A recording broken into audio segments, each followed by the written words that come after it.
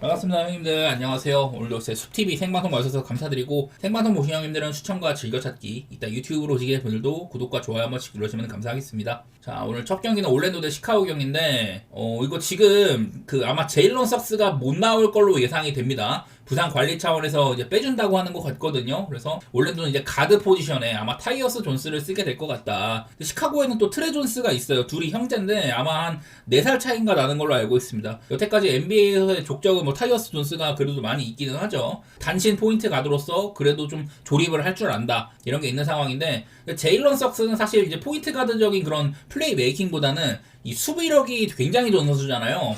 석스가 이게 있을 때와 없을 때, 석스는 원래부터 허슬이 넘치기도 하고 부상 시간이 되게 긴 선수예요. 그래도 석스가 있을 때가 이렇게 좀 플러스가 되긴 한다. 큰 차이는 아니고 미미하지만은 플러스 한 1점 정도 되는 게 있고요. 특히나 이 석스가 뛰는 구간이 언더세가 확연하다는 거. 얘가 뛸 때가 득점도 한 3점가량 줄고 실점은 거의 뭐 한 5점가량 줄어드는 모습이 있습니다. 거의 뭐 한 8점 정도는 석스가 뛰는 기간이 좀 언더로 갔었다고 볼 수가 있는데, 내일은 석스가 없으니까 올랜도가 조금 더 오바로도 갈 수가 있기는 해요. 근데 내가 이제 올랜도 경기를 얘네가 상대한 게 여태까지 마이애미랑 그리고 어제 애틀랜타였었잖아요. 따지고 보면은 마이애미랑 경기는 언더가 나와야 되고, 그리고 애틀랜타와의 경기는 오바 같은 것들을 예상할 만 했었는데 이게 완전히 반대로 갔었거든요. 이게 마이애미는 올 시즌에 원래는 극 언더 팀이지만 좀 경기 초반에 페이스를 올려보자, 그런 식으로 해가지고 어제도 멤피스랑 엄청 오바 게임이 나왔습니다. 올 시즌에 마이애미는 제가 봐서 현재까지는 지난 몇 년과는 다르게 조금 오버 페이스로 갈 수가 있다고 생각이 되고요. 근데 나는 그래서 첫 경기 때 올랜도가 마이애미랑 엄청 치고받고 하고 하길래 올랜도도 얘네들도 좀 프리시즌 때도 그렇고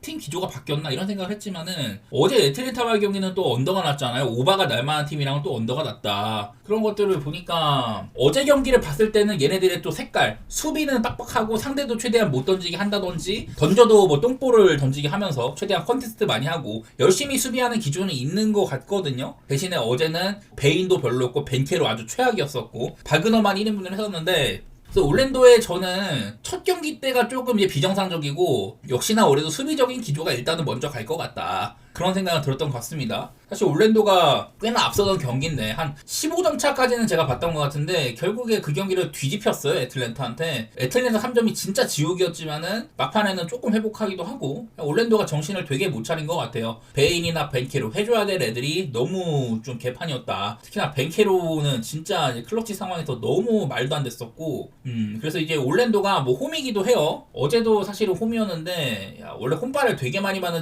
팀이지만은 확답할 수는 없는 느낌, 그런 것들이 보여지는 것 같기는 합니다. 내일도 이제 좀 석스가 없기 때문에 시카고의 이제 앞선 라인들 길이나 트레 존스 같이, 그리고 또 이제 뭐 3점을 쏠 수 있는 허더라든지 그런 애들이란 견제, 이런 것들이 조금 잘 원활하게 이루어지지 않을 수도 있는데, 시카고는 저번에 이제 디트로이트와 경기를 했을 때요, 그날 뭐 3점 같은 것들도 그래도 조금 꼽히기도 하고, 시카고가 작년에 보여준 색깔대로 초반에는 약간 이제 좀 점수 같은 것들이 나나 싶었지만은 얘네들도 좀 잘 가다가 막판에 3점이 고꾸라졌었어요. 그래서 20점 차 앞서던 거를 디트로이트한테 다 추격을 당했었다. 그냥 제가 봤을 때 이 경기는 괜히 건드려봤자 진짜 정신만 나갈 것 같다, 그런 느낌이거든요. 저는 뭐 올랜도의 승이나 그냥 언더 정도만 생각하고 있는데 뭐를 가도 되게 좀 별로일 거라고 생각을 합니다. 다음 경기는 필라델피아 대 샬럿입니다. 글쎄 필라델피아는 그냥 단적으로 제가 몇 번 얘기를 했었는데 이런 것들 볼게요. 자, 지금 이 화면에 나오는 게 필라델피아 이제 페이롤이에요. 그러니까 올 시즌에 필라델피아가 선수들한테 연봉을 얼마나 쓰냐. NBA는 이제 또 그 셀러리 캡이라는 게 있기 때문에 1억 9,100만 달러, 이거는 뭐 사치세를 초과하는 걸로 알고 있습니다. 엔비드랑 폴 조지한테 나가는 것만 1억 600만 달러예요. 남은 친구들 합쳐도 얘네 둘만큼이 안 된다는 소리입니다. 근데 얘네 둘이 사실상 엔비드 지난번 경기 때 아주 그냥 뭐 없는 게 나은 셈이었었고, 어제는 팀에서 가장 돈을 많이 받는 이 두 명이 현재 상태가 아주 개판이잖아요. 이거부터가 지금 필라델피아가 정상 전력이 아닐 수밖에 없다, 뭐 그런 생각인데, 자, 근데 필라델피아나 샬럿은 이런 것도 있습니다. 지난 몇 년 동안 일단은 기본적으로 필라델피아가 지금 상대 전적이 10연승 중이에요. 그전에도 쭉 보면은 이렇게 거의 이제 제가 찾아본 9시즌 동안 27대 3으로 압살하고 있다. 30번 중에 27승이니까 맞대결상으로 그냥 필라델피아가 개압살한다는 소리거든요. 이거는 뭐 샬럿이 캔바 워커의 시대나 뭐 그때 이후로는 플레이오프를 거의 못 나가기도 했었고, 그 사이에 필라델피아도 이제 좀 리빌딩 과정을 끝내고 좀 괜찮았던 시기들이 있었기 때문에 그래갖고 차이가 좀 많이 나는 것 같긴 한데요. 전반적으로 라인업 자체가 저는 샬럿이 지금 필라델피아한테 엔비디아한테 전혀 밀릴 게 없는 것 같다. 왜냐면은 오늘도 이제 엔비디아가 아마 출전 시간 제한이 있을 거라고 하는데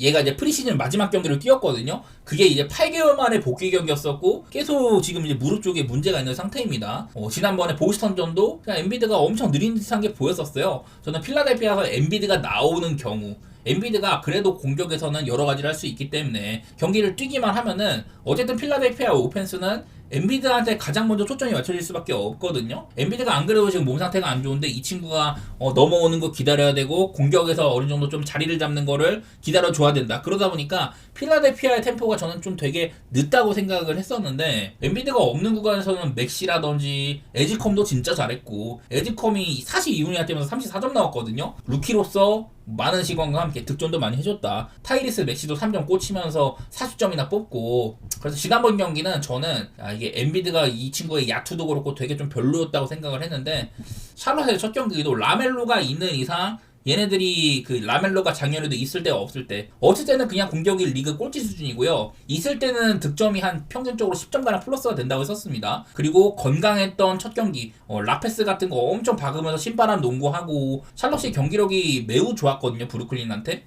아까 말했다시피 필라델피아는 지금 정상적으로 전력이 이렇게 쓰일 수가 없는 상황이다. 맞대결 필라델피아 10연승이라든지 이런 게 있지만은 저는 오늘은 샬럿이 이를 낼만한 날처럼 보이거든요. 이건 좀 내가 뭐 샬럿을 고평가하는 걸 수도 있겠고 필라델피아를 깎아내리는 걸 수도 있는데 초반에 몇 경기를 본 감상으로는 저는 필라델피아가 좀 별로일 것 같거든요. 따지고 보면은 메시도 엄청 터지는 셈이고 에지컴이 34점이나 넣었다? 이것도 사실은 좀 과한 거긴 해요. 저는 일단은 샬럿의 팀 상황상으로 지금 전력이 절대 100%라고 말할 수가 없다. 거기다가 샬럿은 그래도 대부분이 건강한 상황이기도 하고요. 그런 거 살라서 저는 뭐 샬럿의 프렌이나 지난번 경기 모습을 봤을 때 엔비드가 오늘도 짧게 뛴다면 오바 가능성을 좀 염두에 두고 있는 그런 경기이긴 합니다.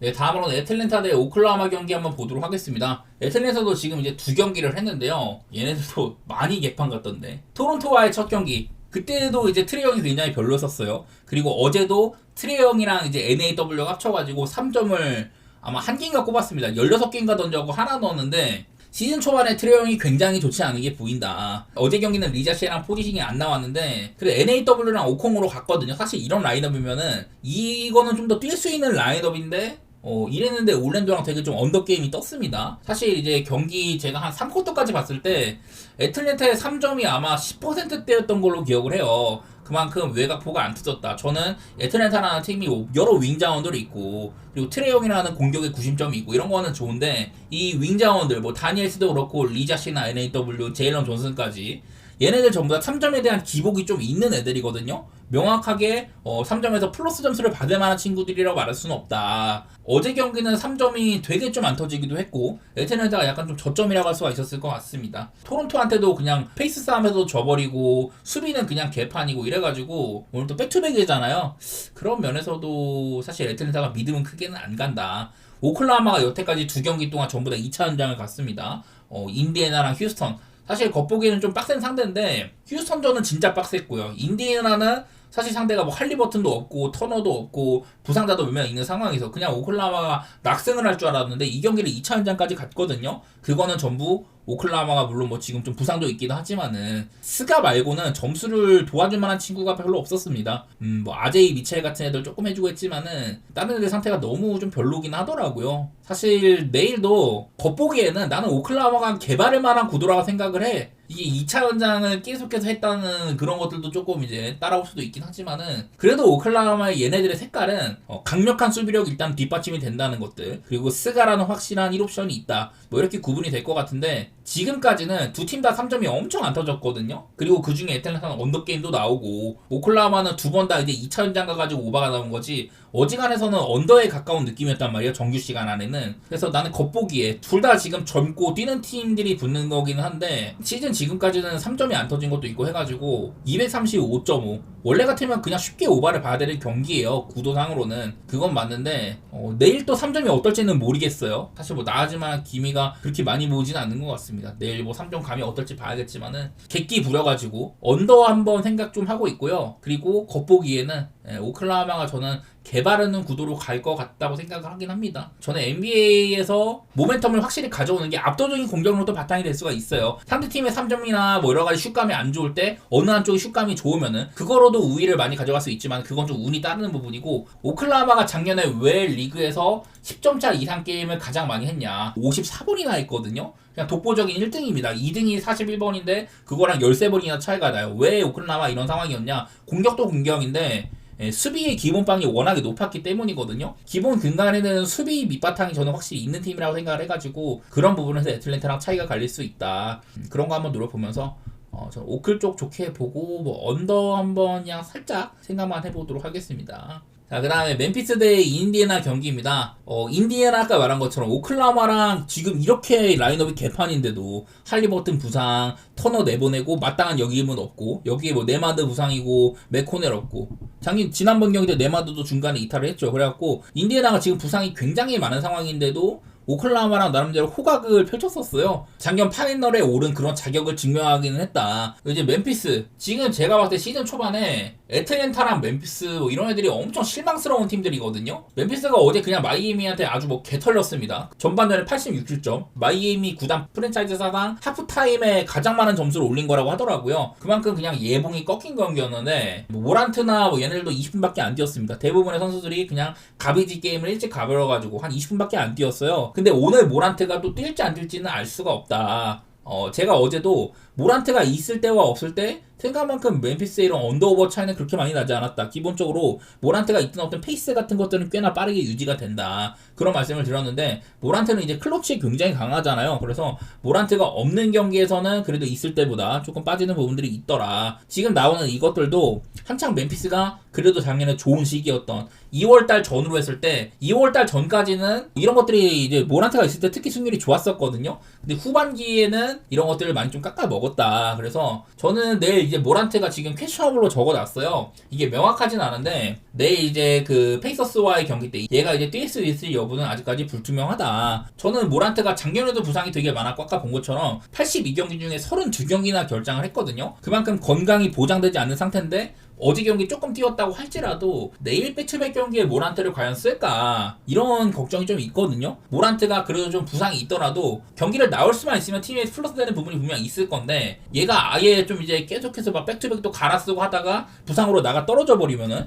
그러면 이제 지지난 시즌 같은 일이 일어나는 거거든요. 나는 관리해줄 가능성이 분명히 있다고 생각을 해가지고 저는 내일 경기는 두 팀 다 부상자가 제일 좀 걱정인 것 같아요. 딱 봐도 지금 멤피스도 부상 엄청 많은데 인디애나는 지금 가드 5명이 빠진 상황이다. 할리버튼, 네마드, 맥코넬, 여기까지는 그냥 핵심 라인들입니다. 그리고 여기 뭐 퀸튼 잭슨이라든지 뭐 다른 존스, 얘네들도 이제 뭐 서브지만 거의 뭐 쓰임새가 적긴 하지만은 그래도 가드들인데 가드가 5명이 빠진 상황이에요. 그래서 이제 선발에는 제가 메서링이나 셰퍼드, 여기다가 아마 저레이스 워커 정도? 그 정도만 좀 더해질 것 같은데, 어쨌든 인디애나가 지금 가드 상황이 아주 개판입니다. 그래도 메서린이 지난번 오클라호마전에서는 아주 잘했었습니다. 얘는 되게 좀 주사위형 플레이어인데 지난번 경기는 굉장히 잘했었고, 벤 셰퍼트도 나쁘지 않았거든요. 여기다가 워커도 하고 하면서 잇몸들이 되게 잘한 경기였었어요. 오클라호마전은 따지고 보면은 사실 이게 메서린이 너무 주사위가 높게 뜬 것도 있었고, 내일 경기는 사실 둘 다 지금 상황이 굉장히 좋지가 못하다. 저는 그래도 인디애나의 저력을 조금 더 보기는 봤거든요. 그런 상황에서도 오클라호마 정도 되는 팀이랑 맞짱을 잘 떴던 거거든요. 그래서 이게 인디애나가 멤피스 원정일간에도 정배를 받은 거는 아마 이 안에 모란트의 출전 가능성이 불투명하다는 거, 멤피스가 지금 그만큼 못하고 있다는 거, 이런 것들이 이미 좀 들어간 게 아닌가 그런 생각을 해가지고 저는 이 경기는 인디애나를 한번 좋게 보도록 하겠습니다. 멤피스가 작년에 이제 2월달 이후 후반기에 진짜 별로였는데 지금도 제한급 야투에다가 3점 같은 거 꼬라지 보면은 그때의 상황인 것 같거든요. 저는 올 시즌 초반에 가장 실망스러운 팀 중에 하나로 멤피스를 꼽고 있어서 저는 내일 경기 한번 인디애나, 부상이 진짜 많다. 얘네들도 역시 다 미들놈들은 아니긴 하다. 그래도 멤피스보다는 농구를 잘하는 것처럼 보이긴 하더라고요. 제가 이제 찾아본 것 중에 이런 것도 있습니다. 할리버튼이랑 네마드가 인디애나의 원래 주전 백코트들이잖아요. 근데 얘네들이 코트 위에 있는 거랑 둘 다 없는 거, 이거를 비교를 해봤을 때 거의 한 10점가량 언더 쪽으로 가는 것 같이 보이네요. 참고가 되시기를 바랍니다. 득점이 한 7점 빠지고 수비적으로도 한 2점 빠진다. 한 9점가량, 9점에서 10점가량 언더로 가는 부분들, 이런 것들 참고해보시면 좋을 것 같습니다. 그리고 다음으로는 덴버 대 피닉스 경기인데요. 근데 이게 덴버가 첫 경기이긴 했지만 요키치의 경기력이 너무 저점이었다. 박스 스코어입니다. 에런 고든이 21개 중에 17개, 요키치 다음으로 많은 야투를 쐈고요. 3점이 11개 중에 10개였다. 그냥 말 그대로 커리어 하이를 찍은 날이에요. 근데 이날에 요키치가 23개 중에 8개, 3점을 13개 중에 2개 넣었습니다. 작년에 요키치가 아마 3점이 40%로 알고 있거든요, 제가.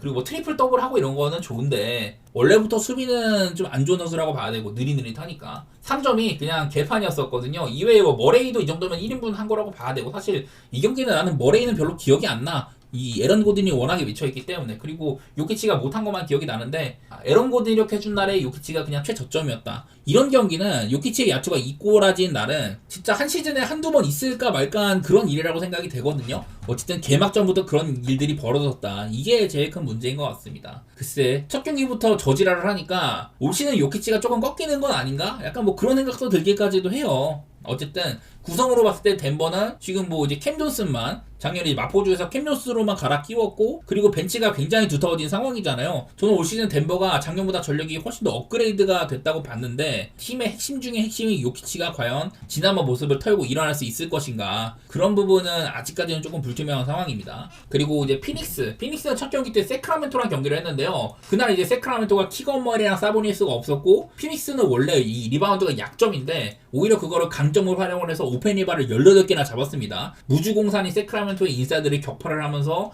되게 좀 힘들게 이겼었고요. 그리고 어제 경기는 102대 129로 클리퍼스가 뭐 하든이 뭐 잘한 것도 있고 한다고 하는데, 그냥 우리가 생각하는 첫 경기 때 피닉스가 세크를 잡은 거는 조금 상황도 좀 유리한 부분이 있었고 뽀록이라고 생각이 되는데요. 클리퍼스한테는 개발렸다고 한다. 그리고 백투백이다. 지금 보면 이제 부커, 알렌, 던, 브룩스, 이고다로 이 구성인데 겉보기에도 플레이오프까지 갈 만한 역량이 저는 안 된다고 생각을 합니다. 부커 원맨 팀이던 시절의 피닉스는 사실 플레이오프를 못 바라보는 팀이었었죠. 저는 올 시즌도 그런 쪽으로 갈 가능성이 높다고 생각을 하기는 합니다. 기록상으로는 이제 클리퍼스 상대로도 또 한 번 오펜 리바를 15개나 잡는다든지 스틸도 12개나 하면서 이런 헛슬들은 돋보이긴 했었는데, 과연 이런 것들이 덴버한테도 이루어질 수가 있냐. 덴버 상대로는 이런 것들이 좀 발현되기 어렵지 않을까, 뭐 그런 생각이 들더라고요. 15오펜에 스틸을 12번이나 해가지고 클리퍼스보다 더 많은 야투 시도를 했지만은 그 경기에서 102점에 그쳤다. 이거는 뭐 야투도 재앙이었었고 3점도 잘 들어간 게 아니었었거든요. 그래서 저는 그냥 피닉스의 평균적인 경기력은 덴버보다 확연히 아래일 거다. 그냥 뭐 그 정도로 바라보고 있긴 합니다. 작년에는 두 팀이 붙었을 때 덴버가 뭐 3대1 정도로 승리를 했었는데 대부분 좀 언더게임이 많이 나오는 와중에 연장 가가지고 엄청 고득점 경기가 터진 적이 있었습니다. 부커나 듀란트의 폭발이라든지 다른 옵션들도 굉장히 좀 많은 점수를 내줬다. 메이슨 플럼리까지 18점이나 줬으면 그냥 되게 이례적인 날이라고 볼 수가 있고요. 피닉스 입장에서는. 덴버는 이제 그 선발들 전원 두 자릿수 득점에다가 벤치에서 웨스트브룩이랑 페이튼 왓슨이 여기도 이제 두 자릿수 득점을 했다. 그냥 전반적으로 둘 다 엄청 잘 터진 날처럼 보입니다. 피닉스도 3점이 42%, 야투가 아주 좋았고, 덴버도 야투 좋고 3점 50% 이상 터지고, 양 팀의 야투가 아주 폭발한 날처럼 보이거든요. 연장을 갔다고 할지라도. 그래서 점수가 이렇게 됐었는데, 저거는 매우 비정상적인 야투라고 할 수가 있겠다, 그런 느낌이고, 피닉스가 작년처럼 이렇게 득점을 보장해 주는 자원들이 많은 것도 아니에요. 그냥 부커 거꾸라지면은 그냥 무너질 수밖에 없다, 이런 느낌인데, 저는 일단 235.5는 좀 과해 보이긴 합니다. 덴버가 오버팀은 맞는데요. 덴버도 첫 경기 때 크리스찬 브라운이 일단은 작년 모습은 아니었던 것 같고, 받아먹기 능력이나 이런 것들도 별로 돋보이진 않았던 것 같고, 에런 고든 말고는 전반적인 3점들이 좋지가 못했어요. 그래서 그냥 일단은 언더 생각 중이고,